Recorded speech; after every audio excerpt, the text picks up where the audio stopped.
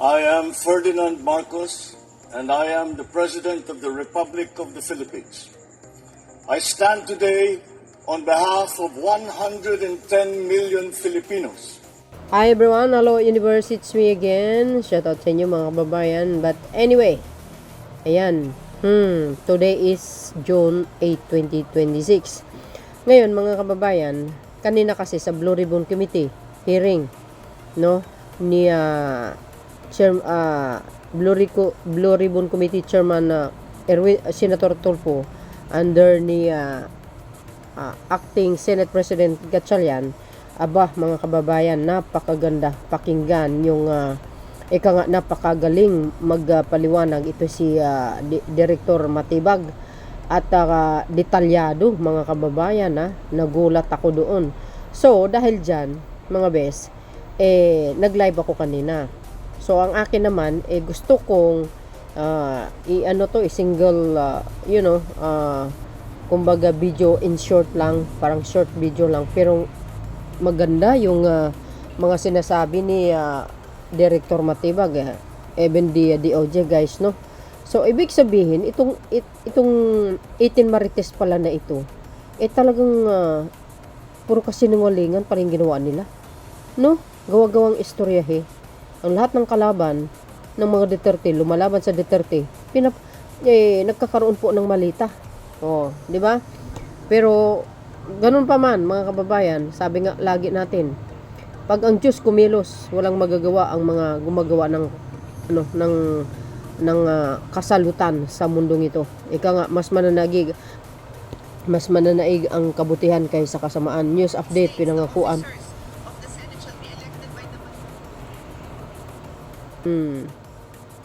Ayan o. Sabi dito, news update, pinangakuan umano ni Mike Defensor ng 5 million. Agoy! Yan ang sinasabi natin Walang usok na hindi sumisingaw. Ngayon sumingaw na. Tapos, siyempre, dahil lumabas na yan sa social media, yung mga ganyang 5 million na inalok ni Mike Defensor sa 18 na Marites. Aba, nag-viral yan. Kaya sabi ko guys, kung mayroong maniwala dito sa mga salot, walang iba kundi yung kapwa nilang salot din na nasa mga social media.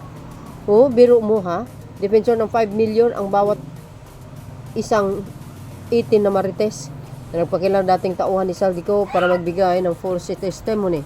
350 pa lang ang natanggap ng isang tauhan ng ayon kay NBI Director Melvin Matibag. Alam nyo guys, very hardworking ito si NBI Director Matibag. Kaya hindi nagkamali sa pagpili si Pangulong Marcos Jr. sa totoo lang. Ang galing niya kaya. Detalyado yung mga sinabi niya, no?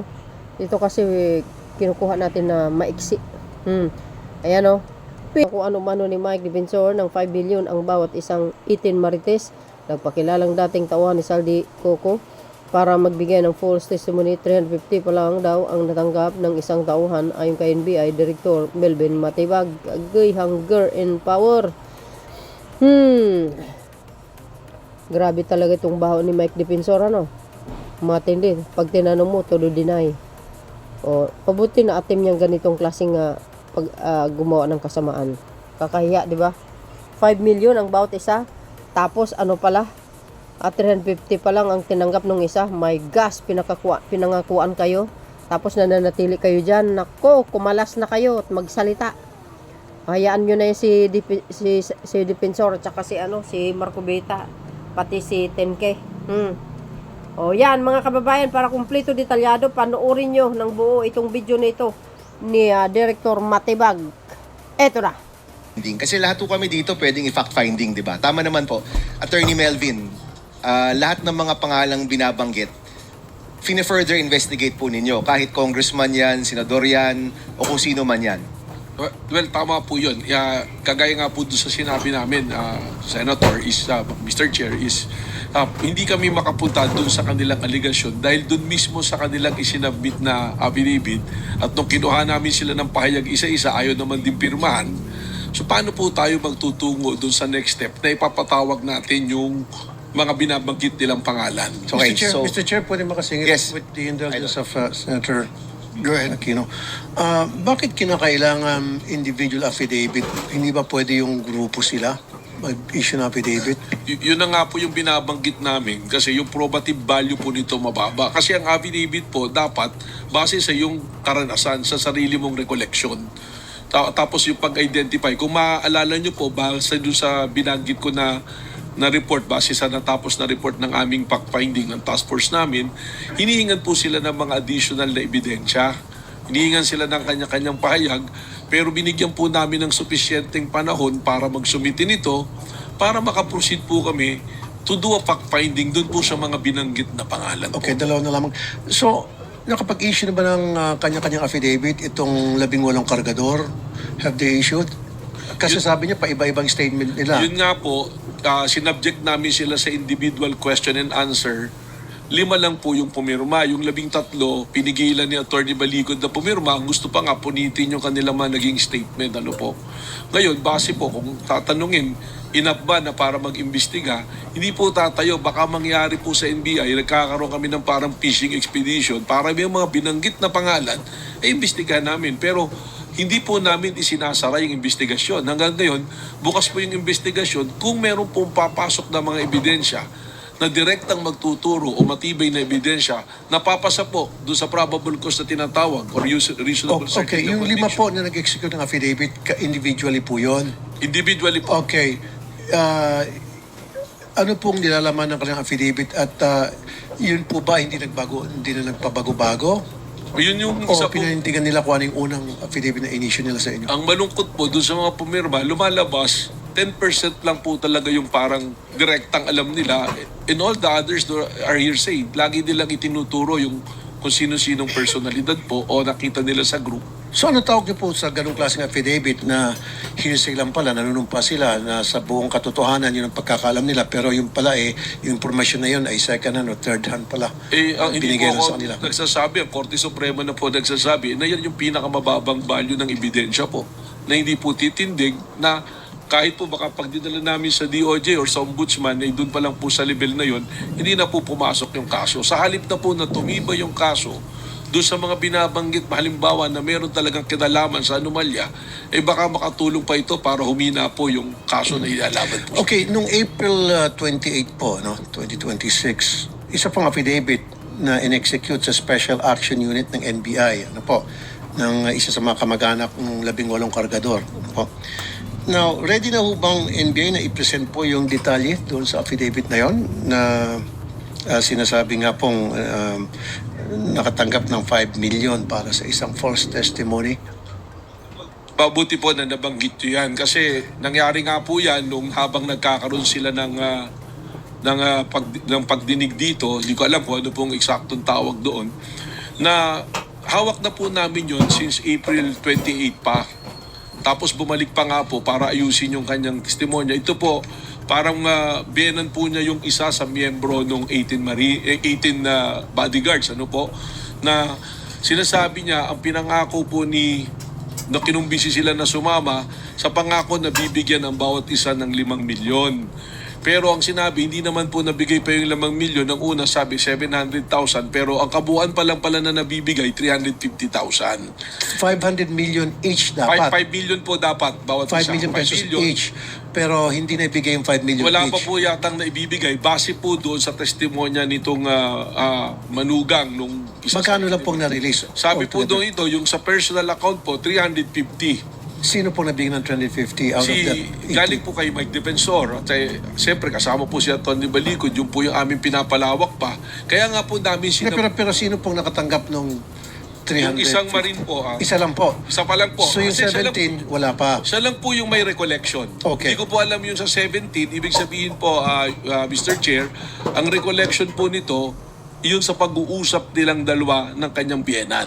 So ibig sabihin kaya po lumantad itong 18 kargador dahil pinangakuan po sila mabibigyan ng 5 million pesos each. Yun po yung sinasabi ng isa sa miyembro nila. Pero gusto ko po liwanagin, I will take the opportunity na liwanagin kasi narinig ko po, pinapupunta ko rito noon ni Senator Cayetano kasi para daw harapin ko daw si Ginoong Mike Defensor. Alam naman po natin na hindi naman po ganun yung proseso ng isang committee hearing. Pero unang-una po, hindi naman po ibig sabihin suspect na kagad natin o akusado na si Mike Defensor. Ang NBI po, nag-i-issue po kami ng subpoena, hindi dahil pinagsususpechahan kayo, kundi as a part of our fact-finding. Inaalam nga po namin, ang sabi ko nga po, kung mapatunayan namin na itong taong to nagsisinungaling laban kay Mike Defensor, tutulungan pa po namin si Ginoong Mike Defensor na habulin at papanagutin po yung tao na yun. Okay, last na naman. No? Alimbawa po, napatunayan ng NBI na totoo ngayong aligasyon, sila po ay tumanggap ng 5 million in exchange for false testimony. Ano pong kaso noon? Well, may pananagutan po yan sa revised penal code kasi yung pong ikaw ay naghihimok ng titistigo para kasuhan ng kriminal yung isang tao na wala naman talagang basihan, pinaparusahan po yan sa ilalim ng ating revised penal code. At yung pong nagtistigo nagbigay ng false testimony kapalit ng pera, ano pong kaso noon? May kaso rin po yun, pwedeng managot po ng perjury po. Maraming salamat po, Mr. Thank Chair. you. Mr. Chair, with the indulgence of Senator Bam, I'm done, Mr. Chair. Yeah, go ahead. Is that the only... a follow-up question, sige, Mr. sige, Chair. okay. Salamat po. So, malinaw na dun sa mga aligasyon ng 18 ex-bodyguards, nagpapatuloy ang investigasyon ng NBI. And then kung kanina sa ombudsman, ang next step dun sa mga aligasyon nila ay pinagsusumiten nyo sila ng tigi-isang individual affidavit.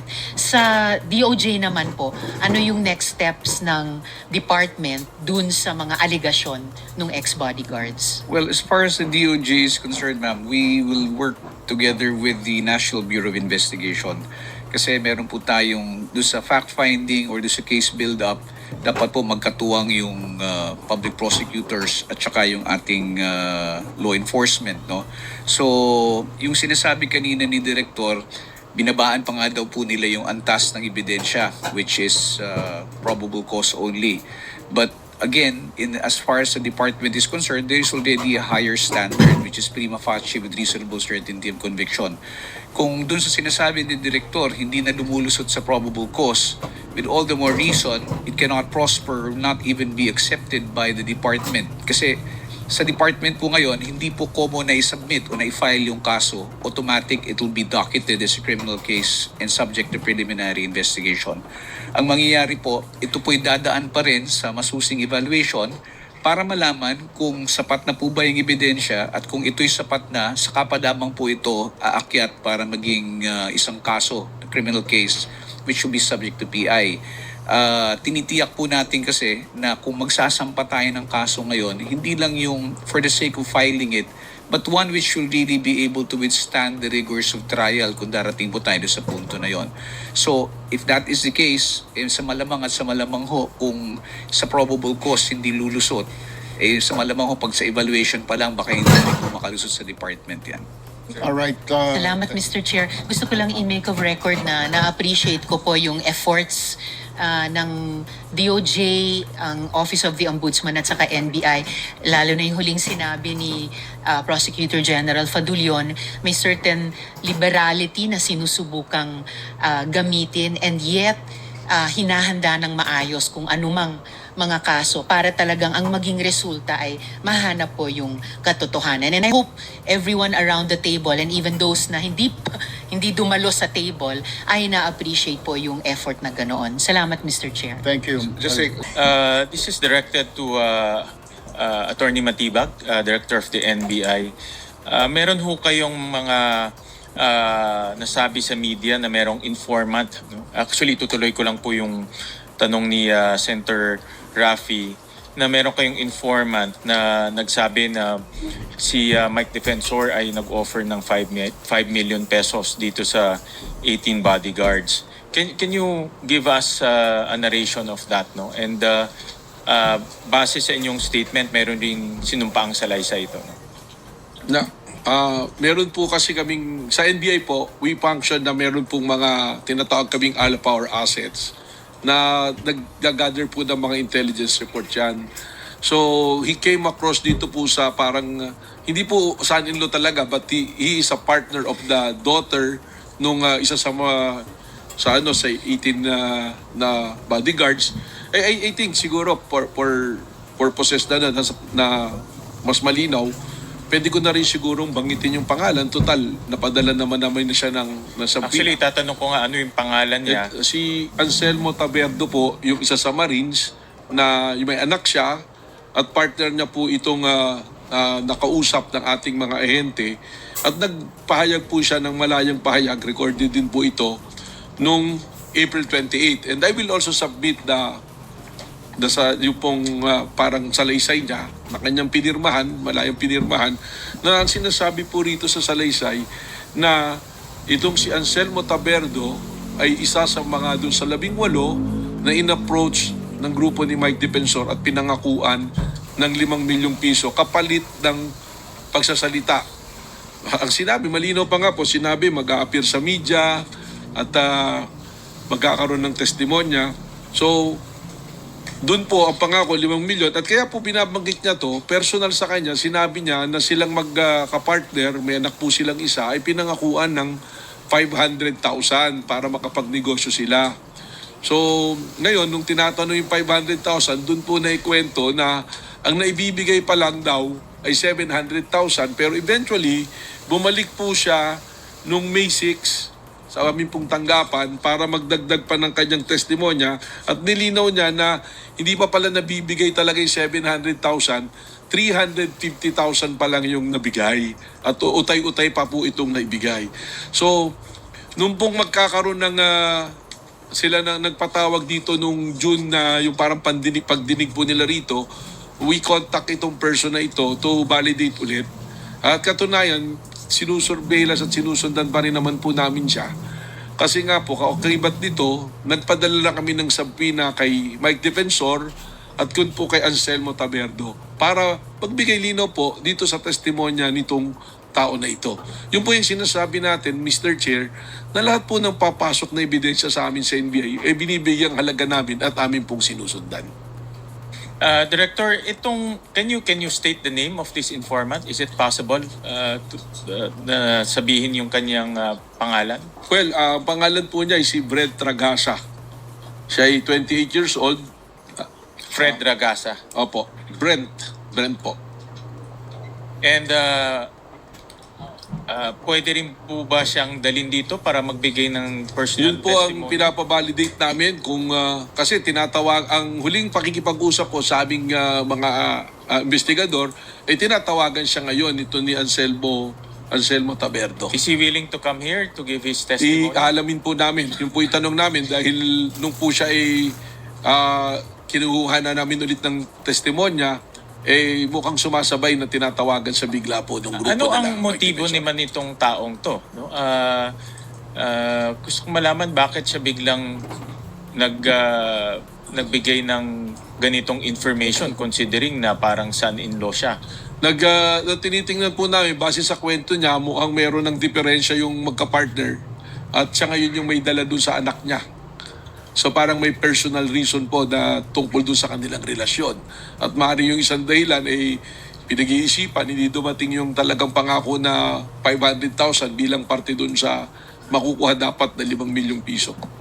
Yung parang may, because of that personal circumstance, Maaaring yun po ang dahilan. nagsalita siya doon. And based on your analysis, itong informant ba is a credible witness? Itong si Ragasa, si Mr. Ragasa. Pag binalidate po yung kanyang personal circumstances at relationship, maaari po talagang napagkwentuhan. Doon na nga po, Mr. Chair, pumapasok yung aming kagustuhan na ipatawag si Anselmo Taberdo at si Mike Defensor para po mas mabigyang linaw yung testimonyang ibinibigay po nitong tao na ito. And base ba doon sa information, na-consummate ba itong 5 million na ibigay ba? Hindi pa po. Lumalabas puro sa huling statement. 350 pa lang po yung kabuang natatanggap. Pero may mga kwento pa po siya na siya ay yung mga lugar. Kaya po nagkaroon ng credibility sinundan namin. Yung mga lugar na binabanggit kung nasaan yung 18, tumutugma puro sa kanyang istorya.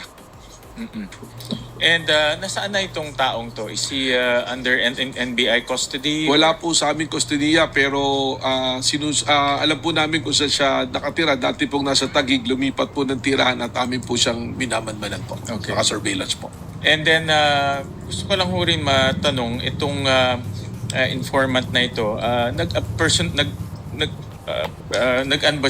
nag-appear personally sa NBI? Opo, 2 beses po. Katunayan, nung isang beses nagpunta siya, mayroon pang isang media personality na nakapag-cover po sa kanya. At recorded po lahat ang kanya pong pagdalo sa NBI po. Pasabit na lang sa committee rin yung in confidence, no? I know this is a confidential matter.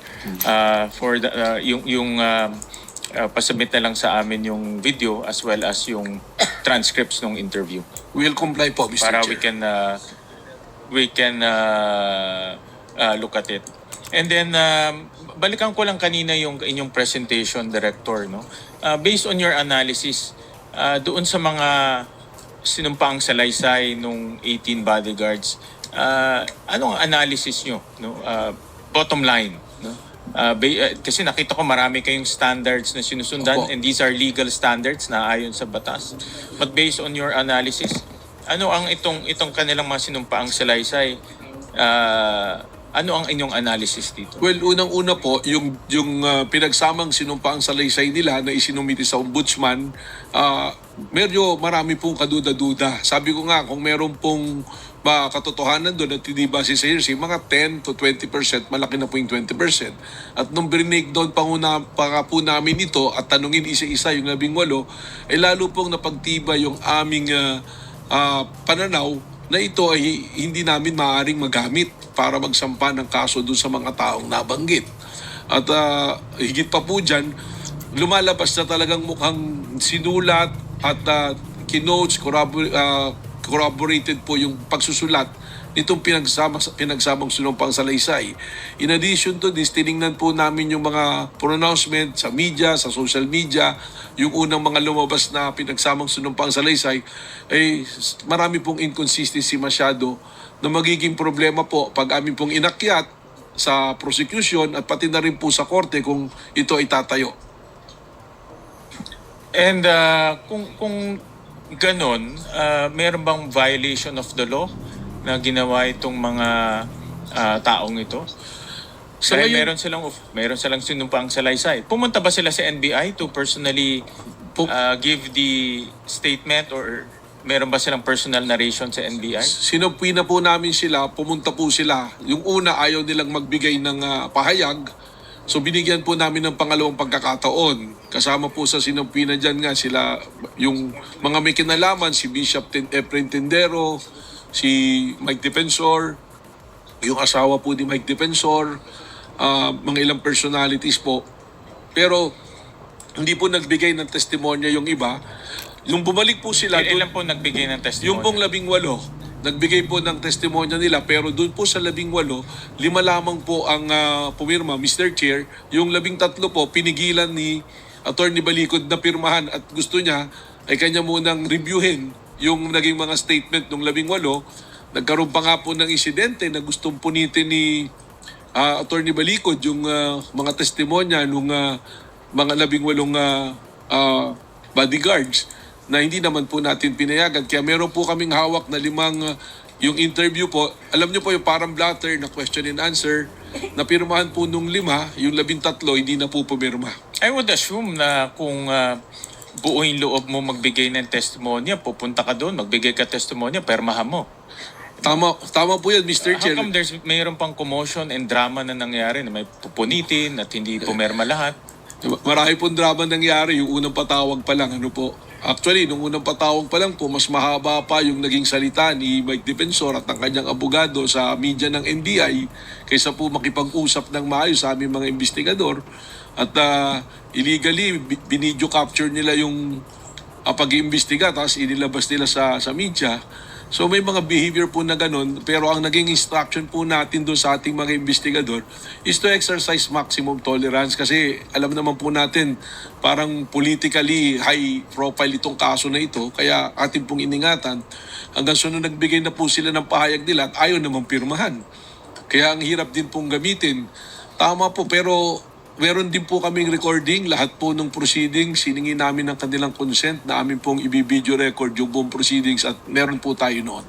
Ipaki-submit na lang sa committee rin Opo. so that we can analyze and also the full transcript.